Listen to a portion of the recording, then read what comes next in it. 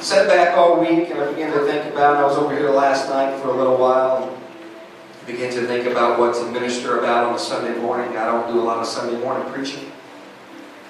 But I know one thing, that regardless of the service, God is still here to minister to somebody.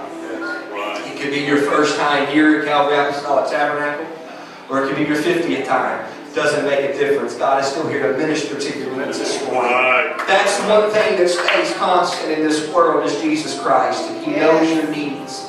If He knows every hair that's on your head, He knows where you are this morning. And He knows where your life is this morning. And I can tell you this, that if you allow God to speak to your life this morning, you won't leave the way you came into this place. Hallelujah. I want us to go to Judges chapter 13, verses 2 through 13. Judges chapter 13, 2 through 13. Now I'll get settled in here in a minute, I promise. It don't take me long.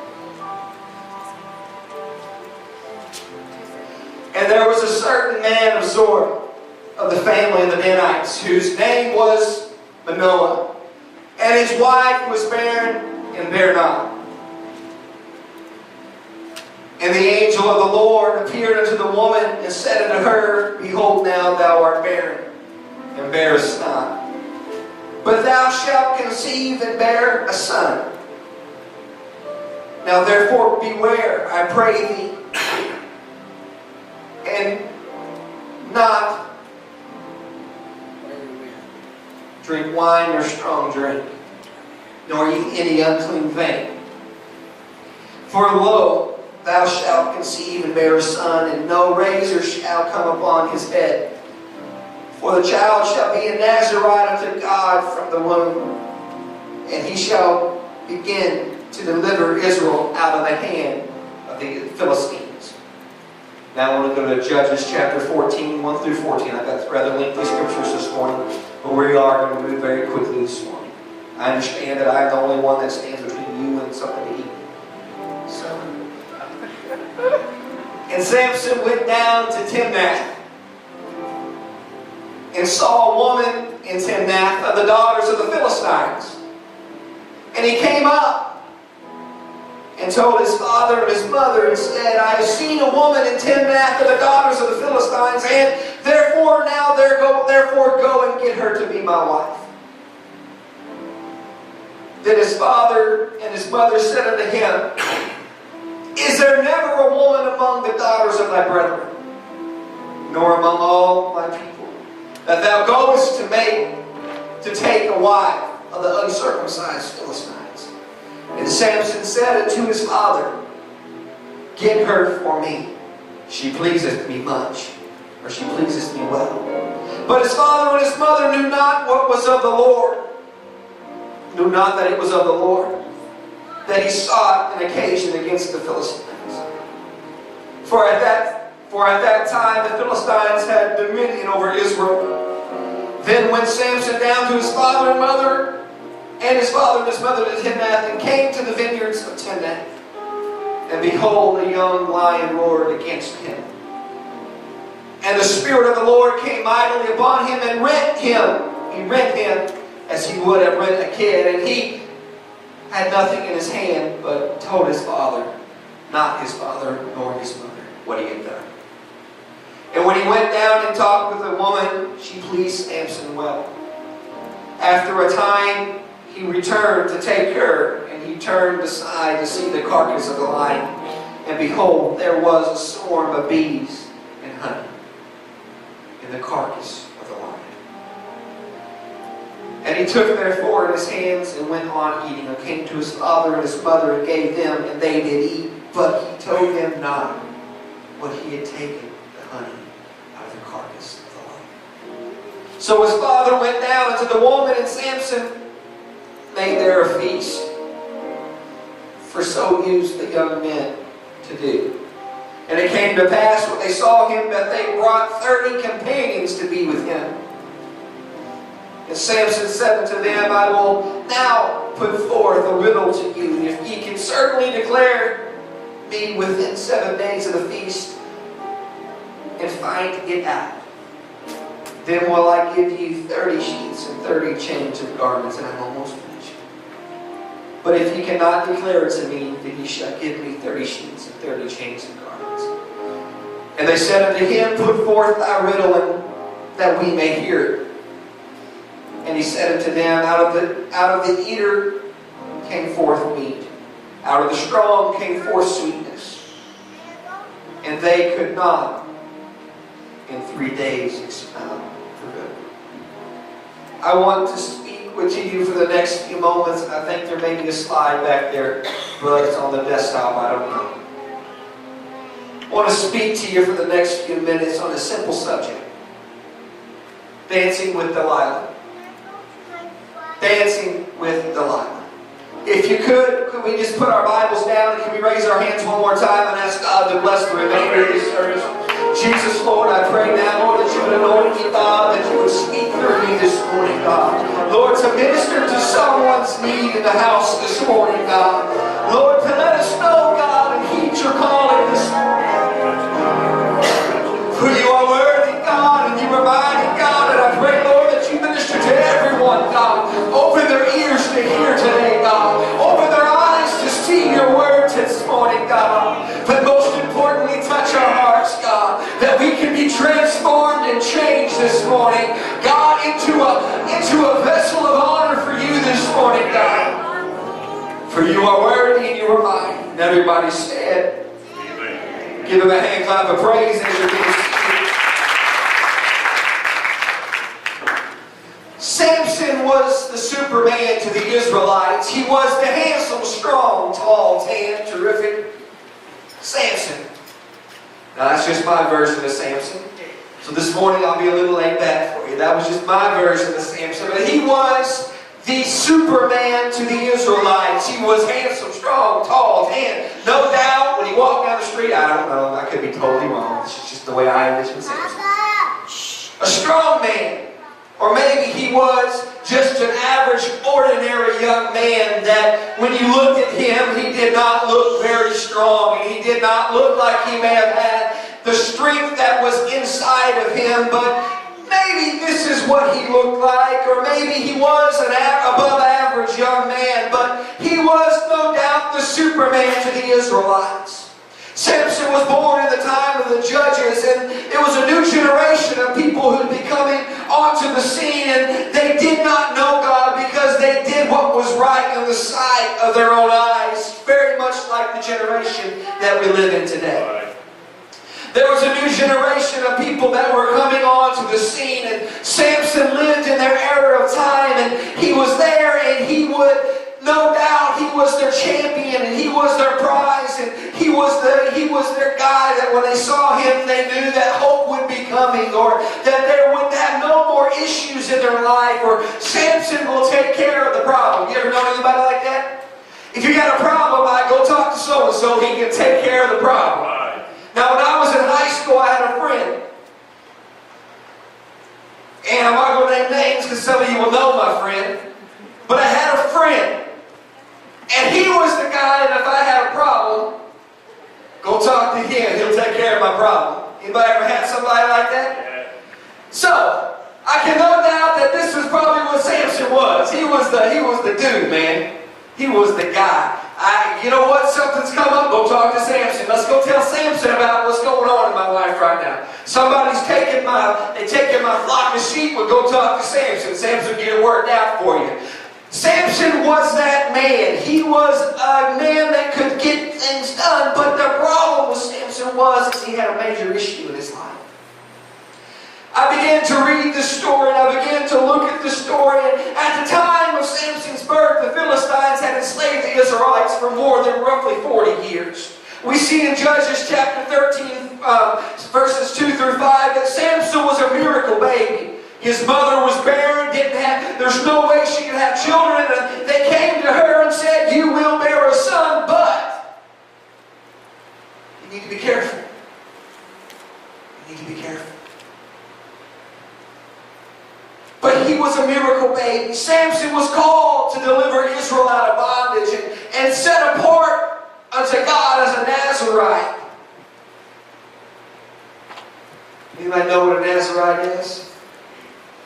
Could you be a Nazarite? No hair, couldn't shave his head. I heard somebody preach this the other night at another church. He didn't go along the same lines I'm going, but he said some really good things.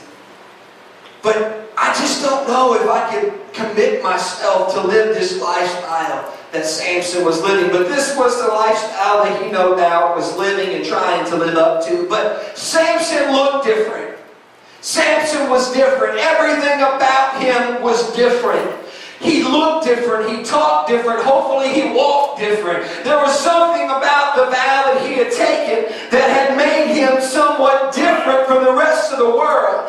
And can I just tell somebody, and I've reached to mainly young people this morning, but let me talk to moms and dads as well. We're living in a generation and a society that wants to see something different. They want to experience something different. They can go down the road to the next church and can experience the exact same thing that they can at the next church. But what you should understand and what to happen at Calvary Apostolic Tabernacle is when they walk in the back doors, there's something different. There's something about this church. There's something about the Word of God being preached that's different. They're not the same. They don't look the same down here. They don't walk the same. They don't dress the same. They don't go to the same places. Why? Because there's a commitment and a covenant that's been made with God that I will be set apart from this world. I will live a holy lifestyle. I will not do this. I will not go there. Why? Because there's a commitment that's been made to God. The church is moving forward, but it will only move forward as much as you will take it with your lifestyles. A lot of times we look at the pastor and we think, well, as long as the pastor's doing what's right, the church is going to be okay. And that's 100% correct, because the pastor has the ability to shape a church and to mold a church. But it's more than just a pastor or a bishop standing behind a pulpit. It's what you make up in your mind, that the things of this world I'm not going to mess with. I'm not going to do that. I'm not going to go there. Why? Because I have an example.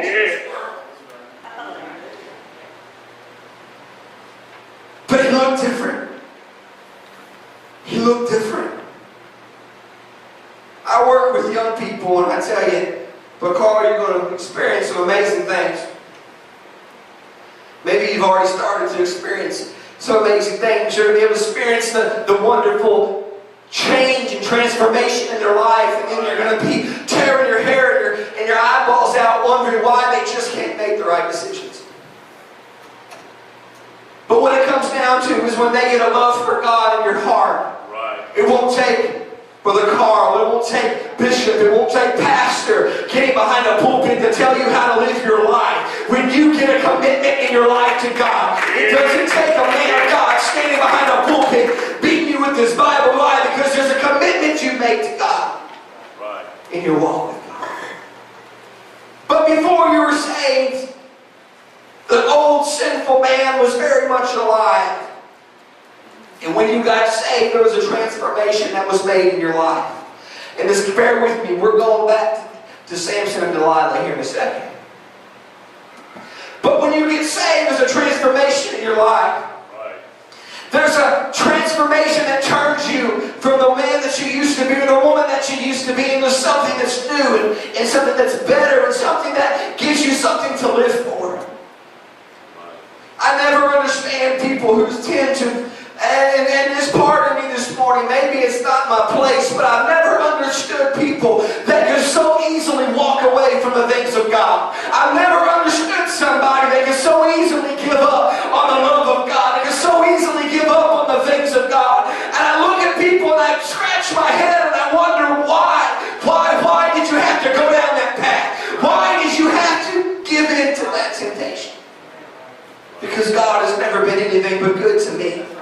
It doesn't always mean that every situation in my life is a bed of roses. It doesn't mean that I don't have hardships, I don't have trials. But I will tell you this,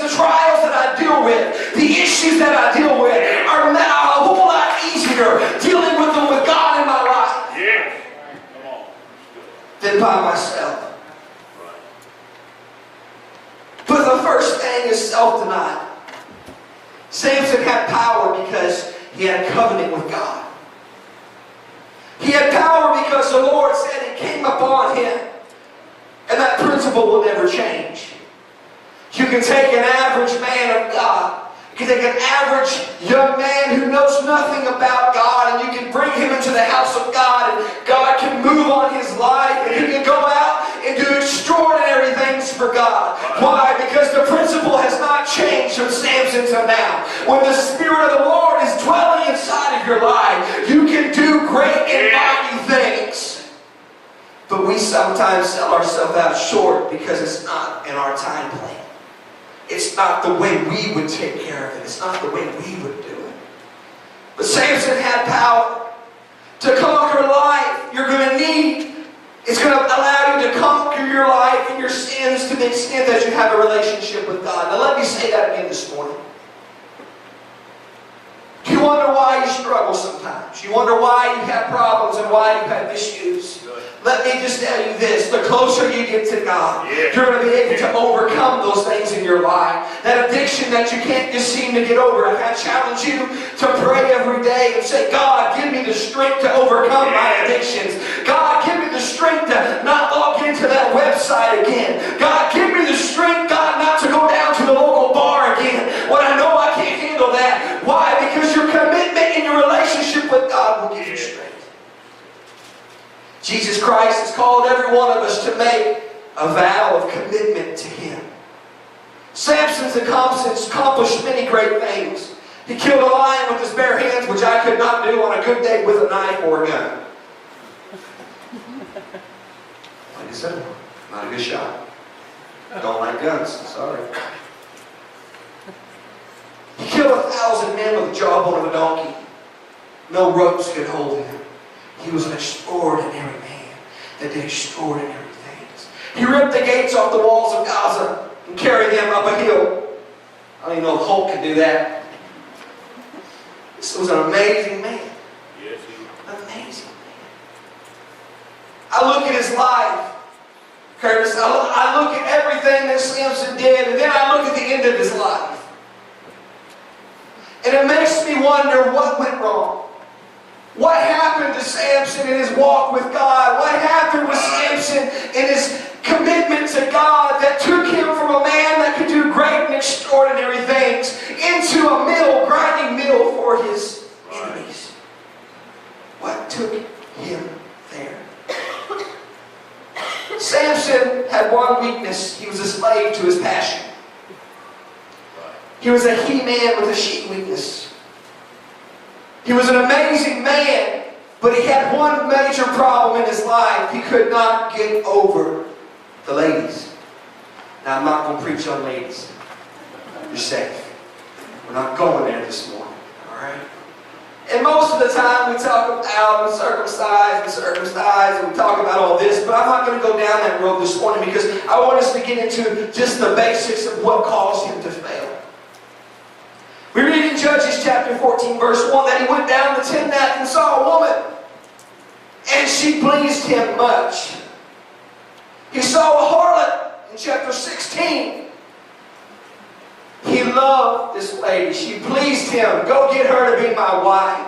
I went to visit her, and she was nice, and she pleased me, and she was amazing. She told me everything I wanted to hear. Dad, please go get her to be my wife.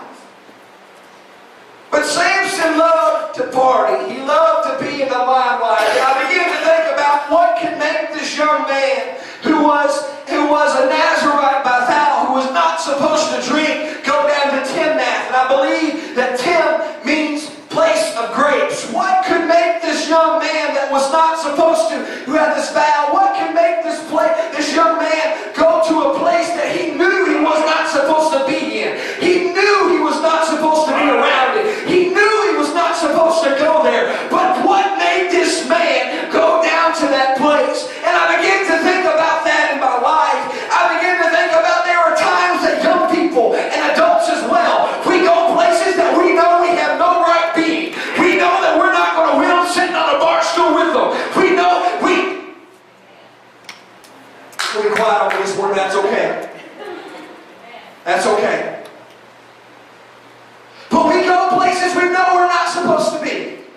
We go here. Well, I can win them if I go there. That's a bunch of baloney. You're not going to win them by going there. You're going to join them, if not anything. You're going to be right there with them, sitting on a bar stool, wasting your life away, wondering how you got to where you are. Let me tell you something. There are things in this life that you do not need to deal with. There are things in this life that you do not need to entice yourself with. There are places in this life that you do not need to go. That includes myself.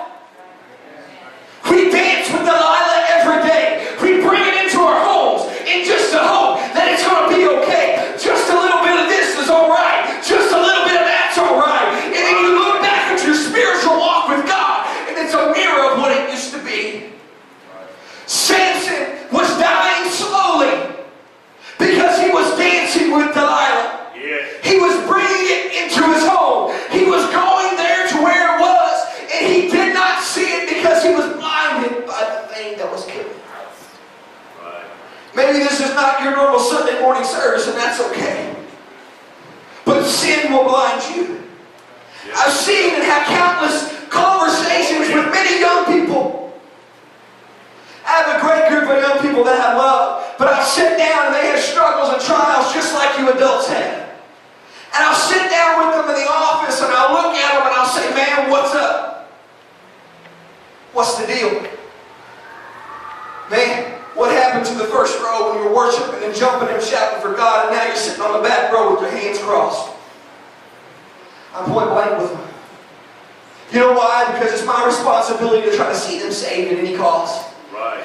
And I've had countless conversations with young people, and they'll ask me, they'll say, well, I just don't see the issue in this, or I don't see the issue in that, or I don't understand what this is about or what that's about. And they'll tell me, well, a little alcohol won't bother me.